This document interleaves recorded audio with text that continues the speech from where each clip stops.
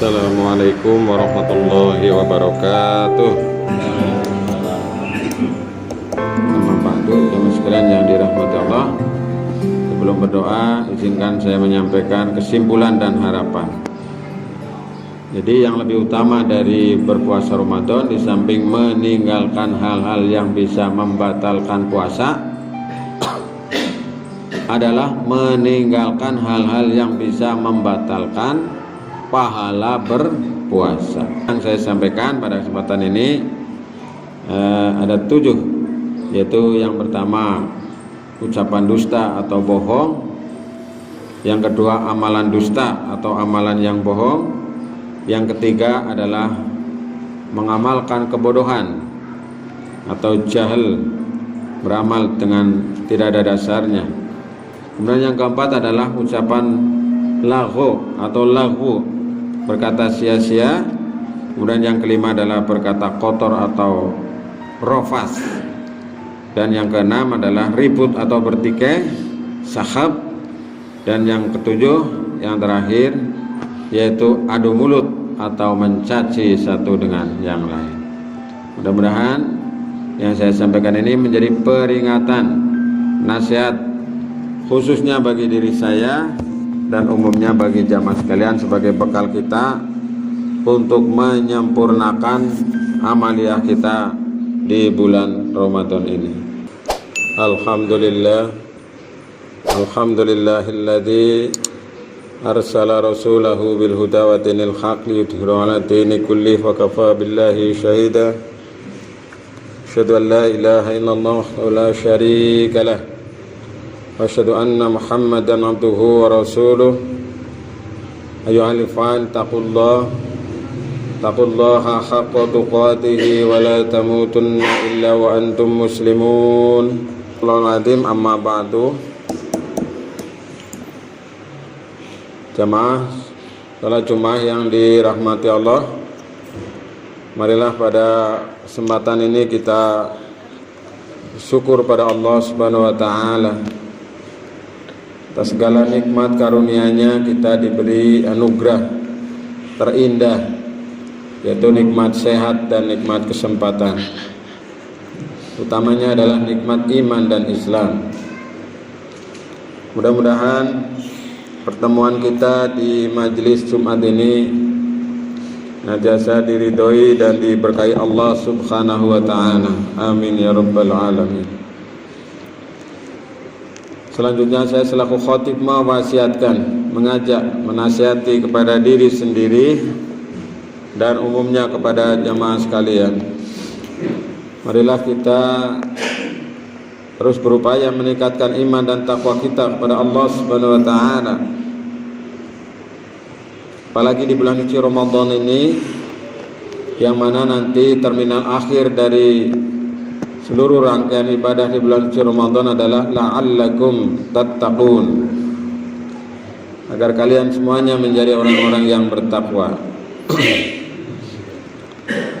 Maka dalam rangka itu, izinkan pada kesempatan ini saya menyampaikan sedikit tentang hal-hal yang bisa mengurangi, bahkan bisa membatalkan pahala berpuasa.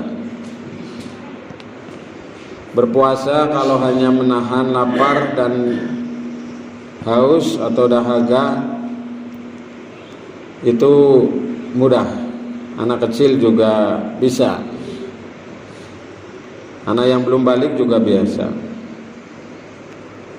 Tapi yang berat bagi kita adalah menahan dari hal-hal yang bisa membatalkan pahala puasa. Jadi puasanya sah tapi tidak dapat pahala. Maka Rasulullah dalam sebuah hadis pernah menyampaikan betapa banyak orang yang berpuasa, dia tidak mendapatkan apa-apa kecuali lapar dan haus saja. Dan ini banyak menimpa pada orang yang berpuasa. Dan mudah-mudahan kita tidak termasuk yang demikian. Karena apa? Karena banyak melakukan hal-hal yang semestinya tidak dilakukan di bulan suci Ramadan, yang itu bisa menggugurkan, bisa membatalkan, bisa mengurangi pahala keutamaan orang berpuasa itu.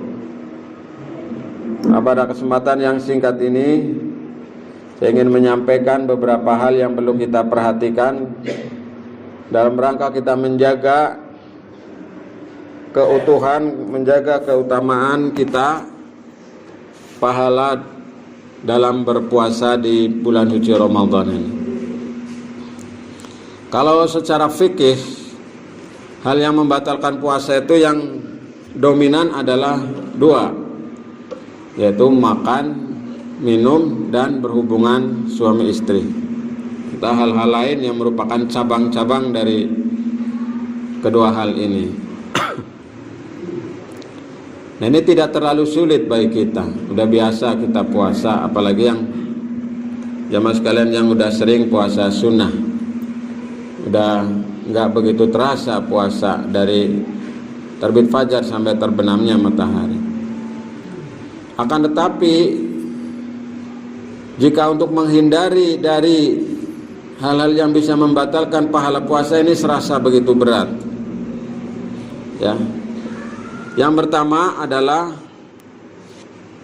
qauluz zur, ucapan dusta, ucapan bohong, ucapan-ucapan yang tidak sesuai dengan kenyataan yang ada. Bahkan kita mungkin suka menyampaikan sesuatu yang kita berbalik dengan kenyataan yang ada. Maka Rasulullah dalam sebuah hadis, barang siapa yang tidak meninggalkan ucapan dusta dan pengamalannya serta amal kebodohan, maka Allah tidak butuh pada amalannya meninggalkan makan dan minum. Jadi ini harus kita hati-hati, jangan suka berdusta di bulan Ramadan. Bohong, goroh, berdusta, dan kata-kata yang semisal dengan itu. Dan ini termasuk salah satu sifat orang munafik, ya. Jika berkata dia berdusta. Kemudian yang kedua, yaitu perilakunya mencerminkan dari dusta. Sebagaimana hadis yang saya bacakan tadi, bahwa yang merusak pahala tidak hanya ucapannya tapi juga perbuatannya, pengamalannya. Nah, ini biasanya hal ini dilakukan sebagai tindak lanjut dari qauluz zur. Mengingat bahwa banyak sekali para pendusta akan banyak kedustaan yang lain. Orang biasanya kalau berbohong itu dia akan berbohong terus untuk menutupi kebohongan yang pertama. Dia akan tutupi kebohongan yang selanjutnya. Jamaah sekalian yang dirahmati Allah. Kemudian yang ketiga adalah dia mengamalkan kebodohan. Dalam hadis tadi yang diriwayatkan oleh Bukhari menyebutkan bahwa amal kebodohan disebut Rasulullah sebagai amal yang merusak pahala.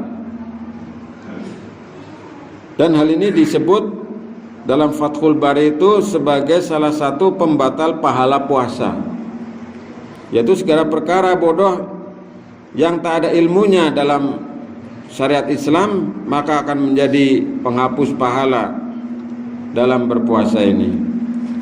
Kemudian yang keempat jamaah sekalian adalah berkata yang sia-sia, laghun, ya. Rasulullah pernah menyampaikan sesungguhnya puasa itu bukan menahan dari makan dan minum saja. Hanyalah puasa yang sebenarnya adalah menahan dari laghwu, dari ucapan yang sia-sia, mubah bahasa kita, ucapan yang tidak ada gunanya, ya, dari rofas, ucapan kotor, ucapan jorok, ucapan porno. Maka apabila seseorang mencacimu atau berbuat tindakan kebodohan, maka katakanlah inni shaimun, saya sedang puasa. Hanya ada orang yang nantang-nantang, ada orang yang menghina, ada orang yang berkata yang buruk, ada orang yang berkata sia-sia. Lagi puasa, saya lagi puasa, gak usah dilayani. Kemudian yang kelima jamaah sekalian adalah berkata rofath, yaitu berkata keji dan kotor, serta berkata yang jorok dan seterusnya. Jadi selain laghu yang tadi sia-sia adalah rofas yang disebut oleh Nabi sebagai puasa yang sebenarnya atau sebenar-benar puasa. Ya, ini menahan dari perkataan-perkataan yang sia-sia dan perkataan yang kotor.